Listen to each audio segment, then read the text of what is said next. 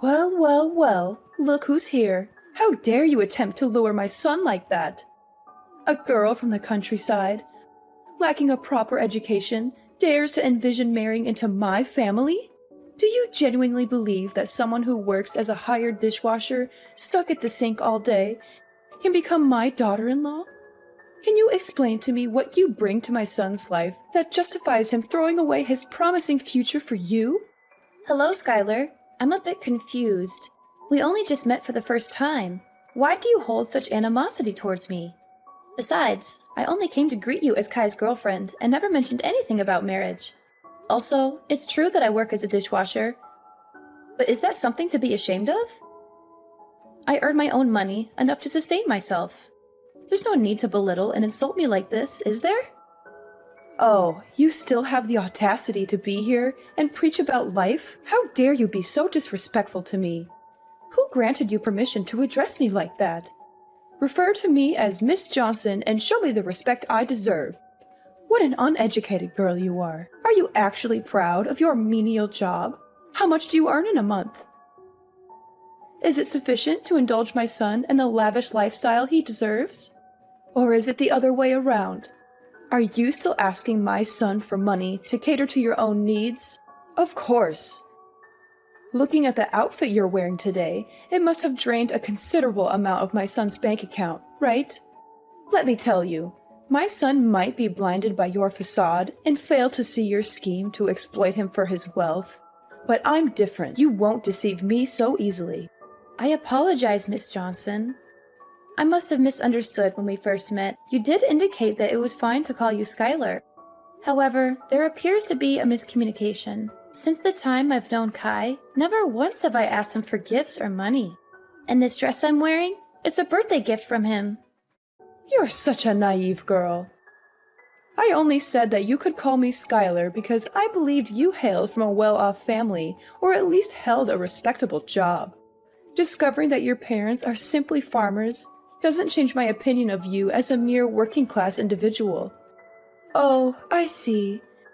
You're a dreamy country girl, aspiring to find a handsome and charming guy in the city, right?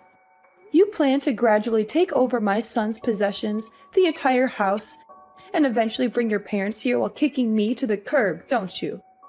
I've figured it out now. And that dress you're donning is the proof, isn't it? I'm having trouble grasping your point. Why would I resort to such deceitful tactics? While it's true that my family isn't swimming in wealth, my parents always emphasize kindness and decency. Moreover, the idea of relocating to this bustling city has never crossed my parents' minds. So your concerns and somewhat delusional assumptions are unfounded. In reciprocation for the dress Kai gave me, I used half of my monthly wages to purchase him a fine watch. A fine watch, you say? Do you think I'm a fool? I'm certain it's just a discarded timepiece you stumbled upon and got fixed for a few bucks.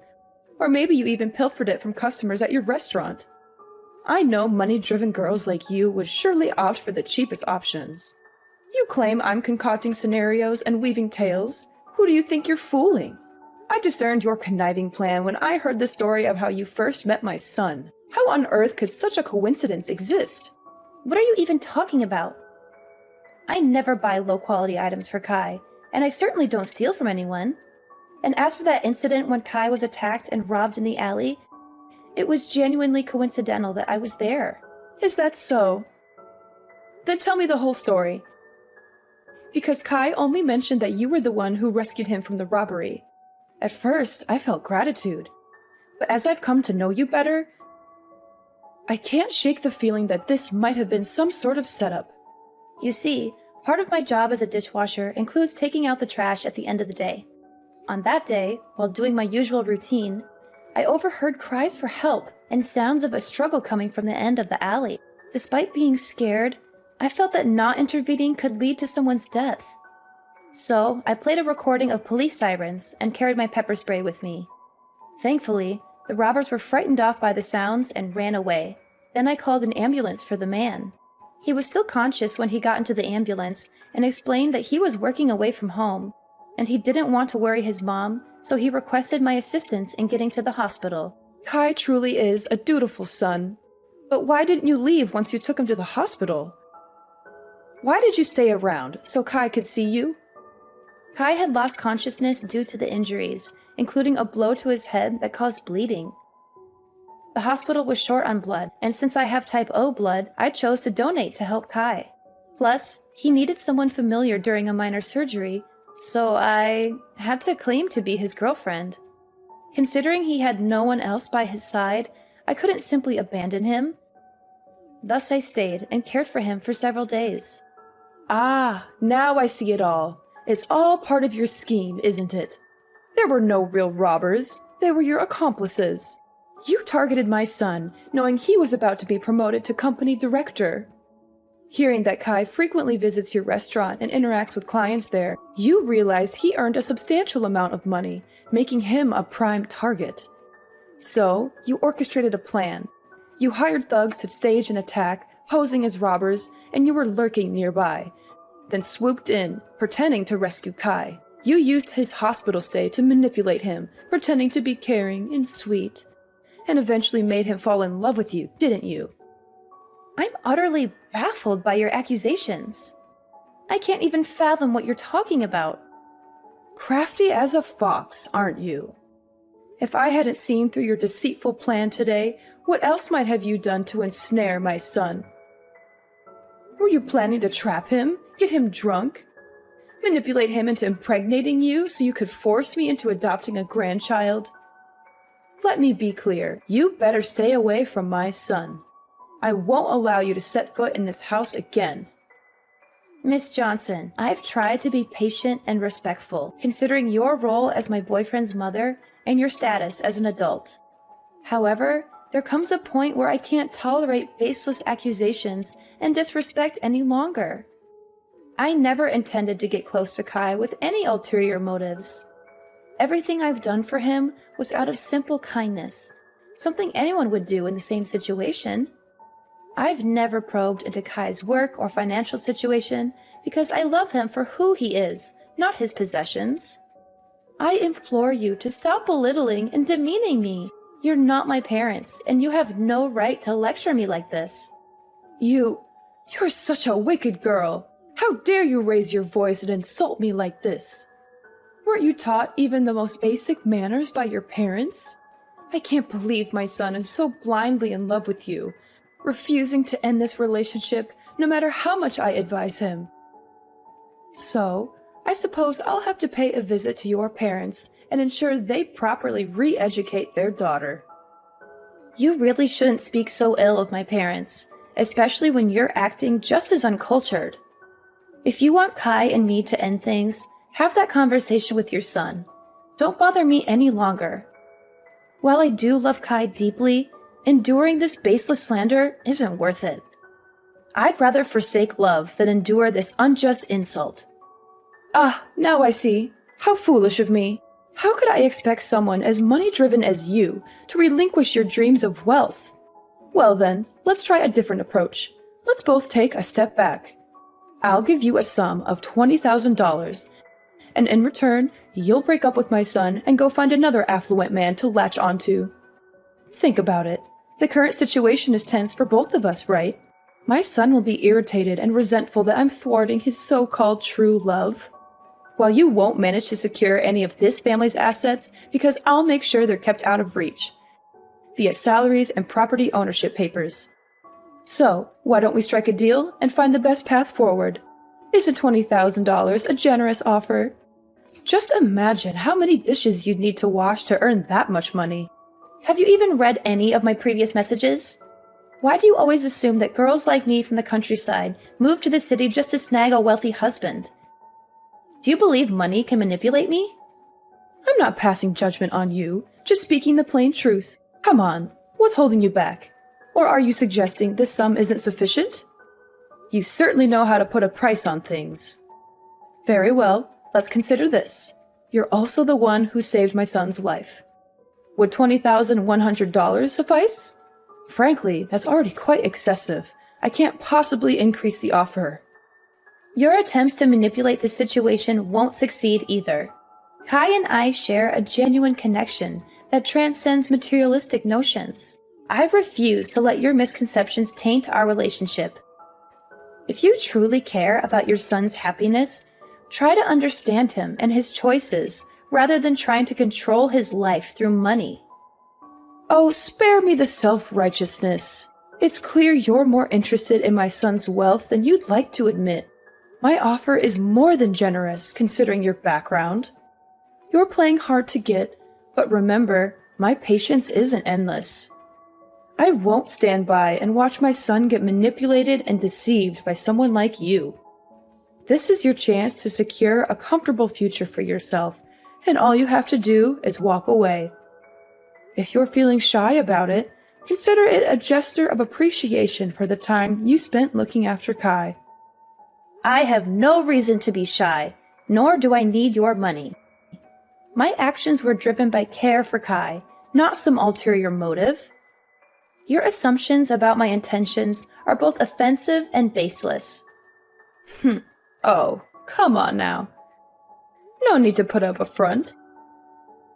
If you're too proud to accept it as payment, think of it as a token of gratitude for taking care of my son during his time of need. If you insist on this, fine. I'll accept your thanks and consider it a sign of your acknowledgement for what I did for Kai. Haha, that's a great choice. I hope we'll never meet each other again. Edna, oh my dear girl, why haven't you visited me all week? You have no idea how much I've been looking forward to seeing you again. Miss Johnson, why are you suddenly getting in touch? Didn't you make it clear the last time that you wanted me to stay away and not contact you? This change in attitude is surprising. Oh, come on. Why the formalities? Miss Johnson? Aren't we much closer than that? Call me Skylar. No, wait. Even better. Call me your mother-in-law, my lovely daughter-in-law. Over the past week, I've been reflecting a lot on how I misjudged you. I've heard stories about your kindness from Kai, and he's quite upset with me for the way I treated you. After much consideration, I realized that you're the daughter-in-law I've always wanted. Miss Johnson, are you being sincere? I'm finding it a bit hard to believe all of this so suddenly. Edna, Skylar, please. If you keep up with the formalities, I might just get mad at you. All right, Skylar. But what's the reason behind contacting me today? Well, I heard Kai mention that you're still renting a place, right? The thought worries me. Coming home late from work and being alone, isn't that risky? There are potential dangers, and you never know who might be lurking around. Or, have you considered moving in with us? I mean, I do have a spare bedroom. If you come here, I can take care of you, cook for you, and Kai can help with transportation to work. It's true that living alone can be a bit unnerving sometimes, but on the flip side, I feel a sense of independence. Moving into your house might not be the best move, especially since we're still relatively new to each other.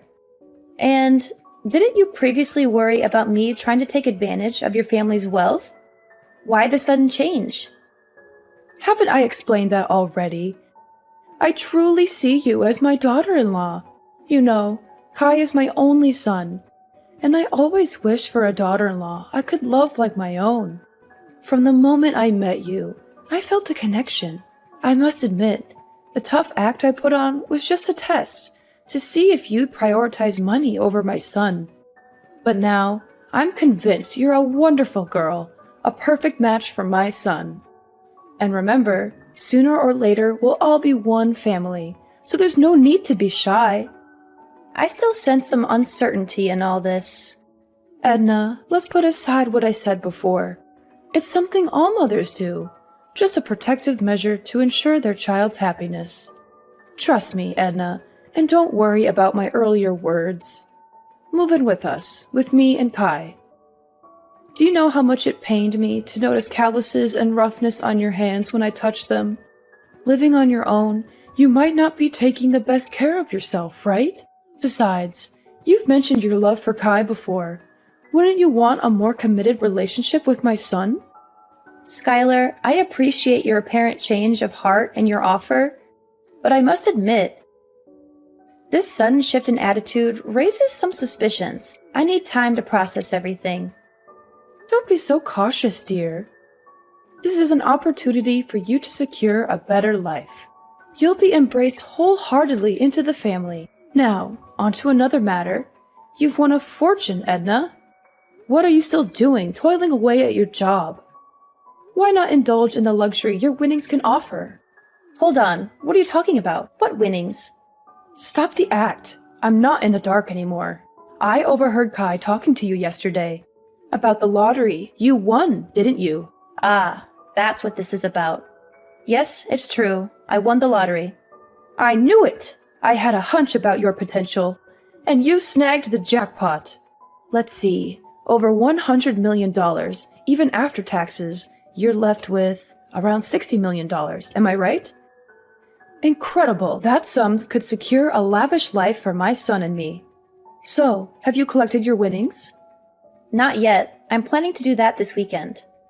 I thought I'd use part of it to treat Kai to a special meal.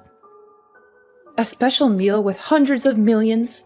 You're more frugal than I thought. So what's the plan for the rest? Self-indulgence? Or will you consider getting something for me, your prospective mother-in-law? I hadn't quite considered that angle. In that case, yes, I can allocate half of the winnings to you, as a gesture of appreciation for acknowledging my relationship with Kai. Half, huh? That's fascinating. Half of $60 million, around $30 million? Astonishing! What am I going to do with all that wealth? Edna, you truly are shaping up to be a valuable future daughter-in-law. Wait, $30 million? That doesn't make sense to me. Save your excuses. You said you'd give me half of the winnings. And half is $30 million. But let's not get sidetracked. Why aren't you claiming your prize immediately? I have my eye on a list of luxury items that are calling my name. It's a dream come true. Shopping without a care about the bill. Skylar, could you please pause and listen to me for a moment? Edna, I'm swamped right now. If you have something to say, can it wait? I've got shopping dates with friends, and I need to relish this newfound shopping spree. Anyway, don't forget to move in. That way I can keep my eyes on your lottery ticket. Catch you later. And once you have the winnings, just transfer the amount to me as promised. Skylar, please wait. Listen to me. Skylar? Where are you? Edna, I'm starting to lose my patience. Why haven't you moved into my house yet? Did you run off with that winning ticket of yours? Skylar, I've thought it through. I don't think it's very reasonable to move into your house. So I decided to move to a new apartment. You don't have to worry about me. This apartment is very safe and also very close to where I work. You have to move back to my house immediately. You're a scheming woman. When you have nothing, you cling to my son, do everything to please me. So now that you've won the jackpot, have you already started giving up your acquaintance with me? Or is it that you have money now, so you despise my family? Unacceptable. I see through your game now. You must be regretting that promise you made to split the money with me. That's it, isn't it? You're hiding, hoping to avoid your commitment. No, Skylar, you're misunderstanding. I didn't even second guess it. I don't mean to despise or shirk that promise. Actually, I just finished claiming my reward and was about to text you. Oh, really? My lovely, beautiful daughter-in-law. Do you know how long I've been waiting for you? Hurry up and transfer the money to me. Do you know how much I was looking forward to it? I even made a deposit to buy a supercar and a villa. And to celebrate, I even booked tickets to invite my friends to travel to Europe. Tomorrow is the day to pay the remaining debts. But fortunately, my lovely daughter-in-law has already transferred the money to me. A life of wealth and fame is about to come to me. Oh, I don't think you can do that much with just $300. I have already transferred the money to you. You could check if you have received it. Oh, of course, it will do many things. That's an amount that even in my dreams, I never thought I'd get. Oh, wait, Edna, you seem to have made a mistake here. You were supposed to give me $30 million, not 300. Looks like you missed a few zeros already. Give me my money back now. Ah, I see.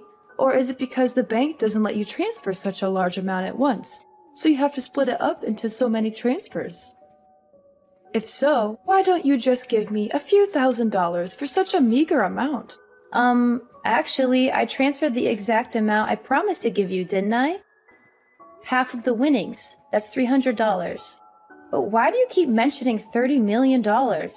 How do I have such a large amount of money to transfer to you? Oh, this must be a joke, right? Edna, you know, you're not a funny person because this joke isn't funny. If you're smart, then give me the money I deserve before I get mad and get all the money back. You were supposed to give me $30 million, not $300. I'm not getting it, Skylar. Who told you I won the jackpot? Skylar, I never claimed to have won the jackpot. Yes, I won the lottery, but it was a consolation prize, not millions. And after deducting the taxes and other fees, I only got $600. Are you serious? You've got to be kidding me. Edna, you won the jackpot, a fortune worth millions of dollars, and you're telling me you only received $600? Oh, I understand. You want to monopolize that money alone. So you lied about getting that little amount, right? You really are a spoiled girl. How dare you lie to an adult like that? I won't let you monopolize that award alone. Hurry up and give all the money you won. After all, that ticket was originally mine. I'm sure you used the money I gave you to get away from my son to buy a lottery ticket. At first, I felt sorry for you because you were so poor, so I lovingly gave you half of the reward.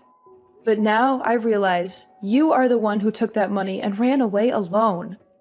If that's the case, then I will not give you any more, but will get all the money you won. You're being a bit unreasonable, Skylar. The money you gave me, I have already transferred it all to Kai because he said he wanted to invest in something, so he needed money. And since I don't need that money, I don't want to keep it either. Oh, now you're trying to twist the story. I've had enough of your lies, Edna. Just give me the money you owe me right now. Ugh, I've already spent all my money. And now creditors are calling, texting, and even coming to my house, knocking on my door asking for money. Stupid people indeed. How dare they mess with me? Don't they know that I'm about to become a millionaire? Stop hiding it. Quickly give me the $60 million. Skylar, I really don't understand what you're talking about. Which creditor are you referring to? No time for your game. I borrowed money from loan sharks and mortgaged the house for $2 million in advance to buy luxury items, thinking you had tens of millions of dollars. I spent all that money thinking you will pay me back once you get your winnings. Now debt collectors are after me, and I need that money immediately. Oh no, they're knocking on my door. They're forcing me out of the house because now this house belongs to them? Wait, what? Loan sharks? Mortgaging the house? $2 million? Skylar, this is more serious than I thought. Quickly, give me $2 million so I can pay them off. They look really tough with lots of tattoos and angry faces. Debt collectors are even starting to break down the door. Oh no, this is completely your fault. You must be responsible for paying off all this debt for me. Skylar, I never knew anything about this. I thought we were discussing splitting the winnings, not these debts. I never said I'd give you a few $1,000,000 or anything like that. I never said I won the jackpot, did I? And I certainly didn't ask you to spend money on frivolous things. It's all because of your own illusions. So this is completely your fault, not mine. You should be responsible for your own thoughtless actions. But if they're breaking into your house, why don't you call the police? How can you deny the whole responsibility like that? Why didn't you make it clear to me from the beginning, but be vague and make me misunderstand? Why didn't you stop me when you heard me talk about buying so many things? I understand. It's all your trap. You made me spend all my family money and debt because you know you won't get another chance to take over my family's property. So you made me bankrupt myself. You really are a cunning woman. How can I call the police? Because they have a promissory note that I signed myself. And there's a clause in it that if I don't pay on time, this house will belong to the creditor. Besides, if I call the police, won't the neighbors know about this embarrassing thing? No, that would ruin my reputation. Edna, I don't have time to talk bullshit like this. The creditor is breathing down my neck. I need that money now. Don't you dare call me names, Skylar. I won't take responsibility for your mistakes. You took advantage of me just like you thought I was using you. You have no idea what responsibility means, do you? Now you're drowning in your own mess, and you expect me to bail you out? You're delusional. Edna, please, I'm begging you. I'm trapped in a nightmare of my own making. If Kai finds out about this, he'll never forgive me. He'll hate me forever. I don't have any money left. I've squandered it all. I don't know what to do. The debt collectors are relentless, and I'm drowning in this mess. Skylar, you brought this upon yourself. You manipulated and deceived me. And now you expect me to rescue you from your own recklessness? Why should I help you after everything you've done? I know I don't deserve your help, Edna, but I'm out of options. If you pay off this debt, I promise I'll make things right. Please help me. I'll accept you as my daughter-in-law. I'll change. I'll become a better person. Please, Edna, give me a chance to fix this mess I've created. Skylar, I understand you're in a difficult situation, but I can't take responsibility for a debt that you owe to someone else. This is a situation of your own making, and it's not my place to fix it for you. You need to face the consequences of your actions and find a way to resolve this on your own. Skylar, I've already made my decision. I don't intend to be your daughter-in-law.